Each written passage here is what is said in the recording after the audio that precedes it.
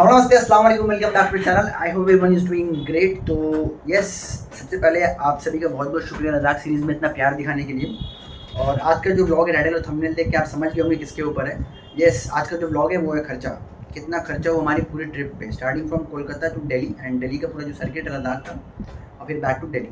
मैं आपको बताऊँगा कि अगर आप प्लानिंग कर रहे हैं कोलकाता से बाइक चला के जाने का, या फिर आपको गाड़ी पार्सल करवाना है, तो आपको कहाँ से पार्सल करवाना है, तो आपको मैं सब डिटेल्स में बताऊँगा A to Z।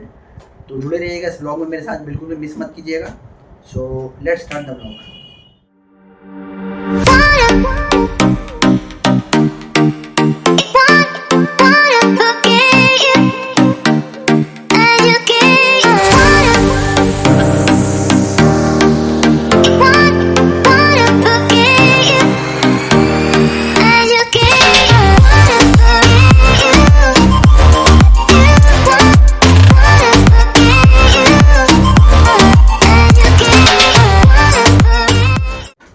तो सबसे पहले अगर आप प्लान कर रहे हैं बाइक को चला के जाने का फ्रॉम दिल्ली, तो उसमें आपका जो खर्चा आएगा मोटा मोटी वो 9,000 से 8,500 रुपये के आसपास आएगा, डिपेंडिंग अपॉन कि आप कौन सा होटल ले रहे हैं। क्योंकि दिल्ली का डिस्टेंस जो है वो यहाँ से है कलकत्ता से 1500 किलोमीटर। तो अगर आप रफली अगर पेट्रोल का चार्ज पकड़े तो वो आपको अराउंड आएगा 6,000 to 6,500 रुपीज़ आपको पेट्रोल जाएगा पेट्रोल का।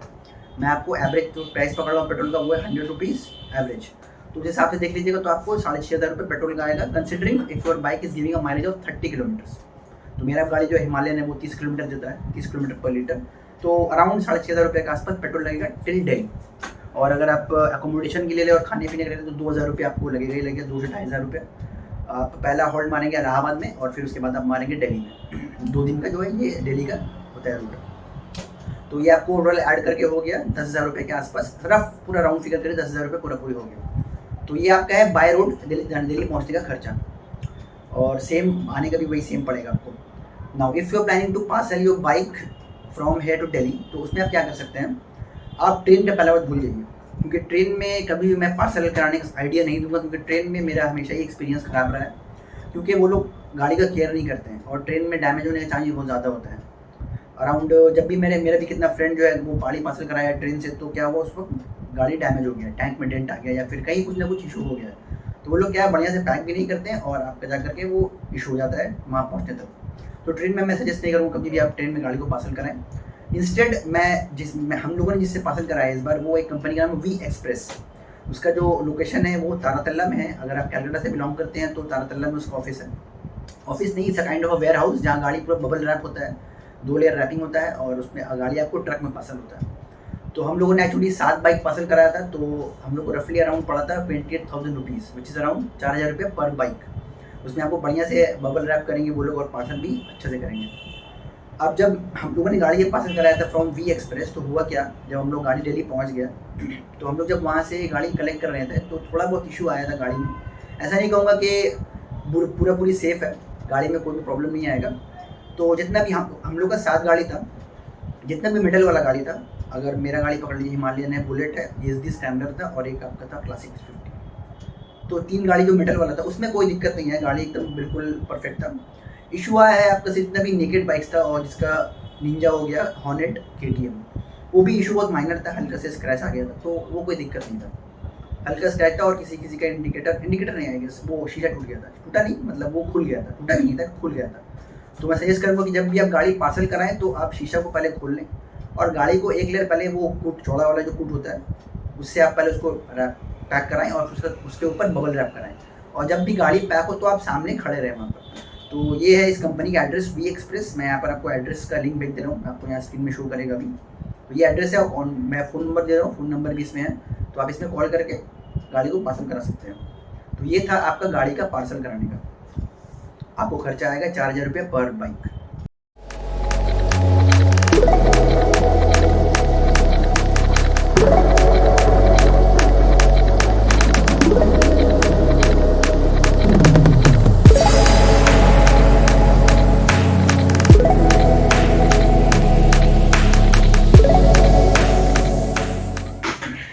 अब बात करते हैं हम लोग का ट्रिप जब स्टार्ट हुआ दिल्ली से, तो हम लोग का जो पहला हॉल्ट था वो था पठानकोट में। तो पठानकोट से क्या हुआ, हम लोग का वहाँ पर एयरबीएनबी से एक बंगलो बुक था। तो हम लोग को चार्ज उसका पड़ा था अराउंड 4,500 रुपये के आसपास चार्ज पड़ा था फॉर 9 पीपल। और उसमें आपका फूड इंक्लूड नहीं था। तो पठानकोट में हमारा पहला हॉल्ट था, लेकिन दिक्कत क्या हुआ कि हम लोग का जो एक बंदा का थोड़ा हेल्थ का इशू हो गया था, तो हम लोग पठानकोट में नहीं, हम लोग रुके थे होशियारपुर में। तो पठानकोट से होशियारपुर का डिस्टेंस है वो 100 किलोमीटर है। तो हम लोग का वो उस जगह क्या हुआ, प्लान थोड़ा सा उल्टा हो गया, मतलब गड़बड़ हो गया। हम लोग को जहाँ हॉल्ट करना था हम लोग वहाँ हॉल्ट नहीं किए, हम लोग हॉल्ट किए होशियारपुर में। तो वहाँ पर जो होटल था वो हम लोग को रफली पड़ा 1500 रुपये एक रूम का। तो हम लोगों ने वहाँ पर 2 रूम लिया था, तो हम लोग ने 4 बंदे एडजस्ट कर लिए थे एक रूम पे, तो उसका भी हम लोग को 1500 ही पड़ा था पर रूम।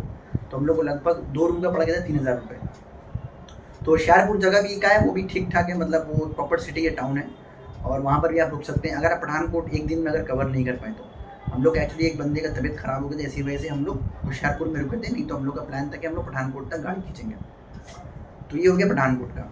अब पठानकोट से अब जो नॉर्मल जो बंदे हैं, नॉर्मल जो राइड करते हैं वो लोग जाते हैं श्रीनगर। लेकिन हम लोग का प्लान क्या था कि हम लोग पटनी टॉप से होते हुए जाएंगे, क्योंकि पटनी टॉप जो है बहुत ही अच्छा हिल स्टेशन है, और मैं आपको रिकमेंड करूँगा कि एक दिन वहाँ पर रुकिए, क्योंकि वहाँ का व्यू जो है बहुत अच्छा है, गजब का है, सीनिक ब्यूटी है वहाँ पर, और रोड्स भी काफ़ी अच्छे हैं। तो पटनी टॉप में जो हम लोग रुके थे वहाँ पर जो हमारा होटल का नाम था होटल ट्रिनिटार रिजॉर्ट। ये भी आपको सेम पड़ा था मुझे 1500 रुपये पर रूम। इसमें भी हम लोगों ने 3 बंदे के लिए लिया था, लेकिन इसमें क्या हुआ कि हम लोगों ने 2 ही रूम लिया, लेकिन एक रूम में 4 जन जो एडजस्ट होने का मैं बोल रहा था मैनेजर, होटल का जो मैनेजर है, तो एक्चुअली उसने कहा कि ठीक है 500 रुपये आपको जो है एक्स्ट्रा पे करना पड़ेगा फॉर ईच रूम। तो आपको वहाँ पर हमको जो है 2000 रुपये पड़ गया था एक रूम का। तो एक रूम में 4 जन हम लोगों ने एडजस्ट कर लिया था एक्स्ट्रा बेडिंग दे करके।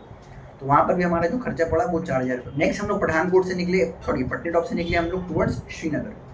तो श्रीनगर में हम लोग जो है वहाँ पर, श्रीनगर का तो भाई आप लोग मत ही पूछिए, क्योंकि श्रीनगर जब हम लोग पहुँचे उस वक्त जो है बहुत ज़्यादा वहाँ पर टूरिस्ट लोग थे, बहुत सारे बाइकर्स लोग भी आए हुए थे। बाइकर्स में नहीं कहूँगा, बाइकर्स बहुत कम थे, लेकिन जो अदर स्टेट से टूरिस्ट लोग काफ़ी आए हुए थे।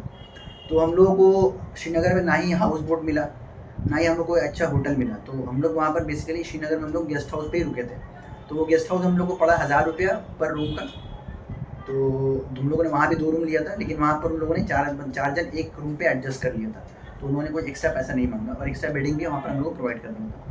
तो हम लोग को श्रीनगर में रहने का पड़ा 2000 रुपये, 2 से 2500 रुपये पड़ा था। 500 रुपये फिर हम लोगों ने टिप दिया था वहाँ का जो लोकल जो गेस्ट है जो उसको रखवाली करता है, तो 500 रुपये उसको हम लोगों ने एक्स्ट्रा दिया। तो उसके बाद हम लोग श्रीनगर से निकले टुवर्ड्स कारगिल। तो सबसे अगर मैं कहूँगा सबसे बेस्ट हम लोग का जो स्टे हुआ है वो कारगिल पे ही हुआ है, क्योंकि वहाँ पर जो है हम लोग को जो होटल मिला, एक्चुअली हुआ कि हम लोग जब कारगिल से, हम लोग जब श्रीनगर से कारगिल जा रहे थे तो सोनमार्ग में हम लोग हॉल्ट किए थे, वहाँ हम लोगों ने वाजवान खाया था।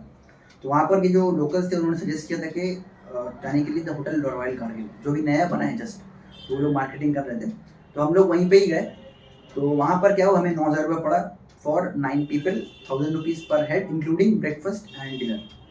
तो मैं आपको यहाँ पर अभी शो कराऊंगा वीडियो, यहाँ पर उसका नंबर भी मेंशन किया हुआ है, आप एक बार देख लीजिएगा वीडियो पे। तो वहाँ पर हम लोग को 9000 रुपये पर हेड पड़ा इंक्लूडिंग ब्रेकफास्ट एंड डिनर। रात का जो डिनर था हम लोग ने वहीं पे किया, और ब्रेकफास्ट जो सुबह खाया था। होटल था रॉयल कारगिल, और वहाँ का जो मैनेजर काफ़ी अच्छा था।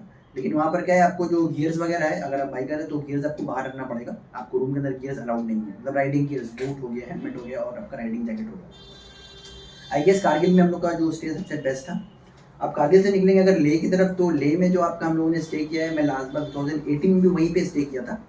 होटल का नाम था होटल सोमोरी, अच्छा होटल है। वहाँ भी हम लोग को 1500 रुपये पड़ा पर रूम का, और 500 रुपये हम लोग एक्स्ट्रा पे किए फॉर, नहीं हम लोग वहाँ पे 3 रूम ही लिए थे, तो एक रूम पे 3 जन, तो हम लोग को वहाँ पर 4500 रुपये पड़ गया हमारा स्टे का वहाँ पर। और हमारे लेह में जो स्टे था वो अराउंड 3 दिन का स्टे था, क्योंकि हम लोग को नुब्रा जाना था, पैंगोंग जाना था और वापस आना था। तो ये हो गया आपका 4500 रुपये पर डे का। तो आप जोड़ लीजिए कितना पड़ा हम लोग को लेह में, अराउंड रफली अराउंड 14000 रुपये के आसपास पड़ा है हम लोग को लेह का 3 दिन का स्टे का। एक्सप्लेन करना भूल गया, पैंगोंग लेक। पैंगोंग लेक में हम लोग को सेम जो होटल रॉयल कारगिल का जो प्राइस था 9000 rupees including breakfast and dinner. और पैंगोंग लेक में हम लोग कहाँ पर रुके थे मैं आपको भी यहाँ पर स्क्रीन में शो कर दूँगा, भी हम लोग को सेम पड़ा। लेकिन पैंगोंग लेक में क्या है, आपको खाना उतना अच्छा नहीं मिलेगा, आपको नॉर्मल खाना ही मिलेगा, मतलब उतना टेस्टी खाना आप एक्सपेक्ट मत कीजिएगा पैंगोंग लेक में, ये वो थोड़ा ऑफबीट एरिया है ना। तो बस यही था। और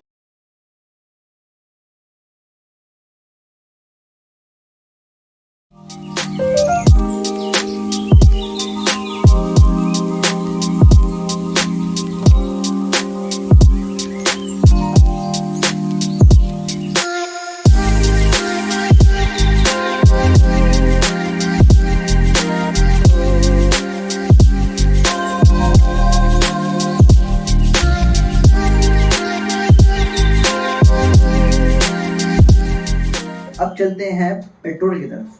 तो पेट्रोल रफली मेरा जो खर्चा आया है, मेरा गाड़ी रॉयल एनफील्ड हिमालयन, मेरा जो पेट्रोल का खर्चा है वो आया है 10,100 रुपीज़।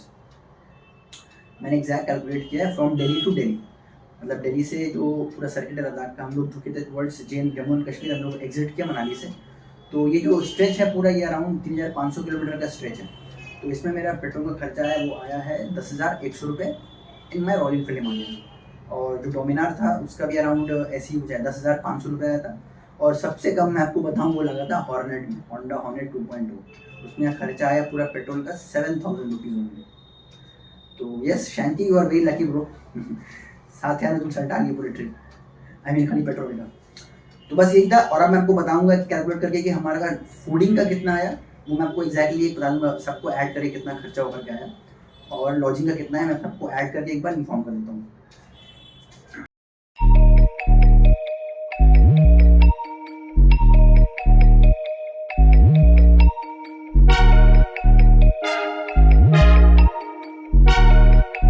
और सबसे इम्पोर्टेंट चीज़ ये है कि आप अगर लद्दाख का ट्रिप जा रहे हैं तो हमेशा स्पेयर कैरी एक्स्ट्रा ट्यूब्स, अगर आपका गाड़ी ट्यूब टायर है तो ट्यूब लेके जाएं, एक्स्ट्रा पंक्चर किट लेके जाएं, और हवा भरने का सामान लेके जाएं। और ट्राई करें कि टायर जो लगा रहे हैं अपना बाइक पे वो नया लेके जाएं, आई मीन नया लगा के जाएं, ताकि आपका पंक्चर नहीं हो। हमारी गाड़ी हिमालयन और एसडी जो है वो सिर्फ ट्यूब वाली थी, बाकी सब ट्यूबलेस थी। हम लोग का कहीं भी पंक्चर नहीं हुआ, एक जगह भी नहीं।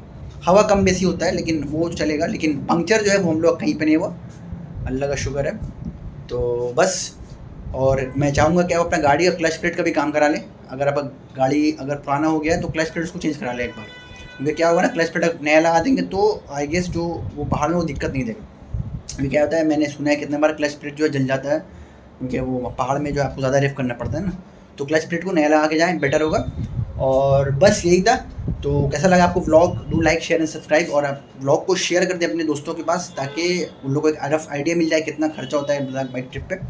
ये जो मैंने बताया ये आपको अपनी बाइक बताया है, अपनी बाइक के ऊपर। अगर आपका पर्सनल बाइक है, अगर आप रेंटेड बाइक लेके जा रहे हैं तो आपको खर्चा और ज़्यादा लगेगा। उसका अगर व्लॉग आप लोग चाहिए तो एक बार मुझे कमेंट कीजिए, मैं आपको डेफिनेटली उसका एक अलग व्लॉग बना के दूँगा। तो टिल देन व्लॉग को शेयर कीजिए, like share and subscribe, and मिलते हैं आपको अगले व्लॉग में। Till then bye, take care, अल्लाह हाफिज़।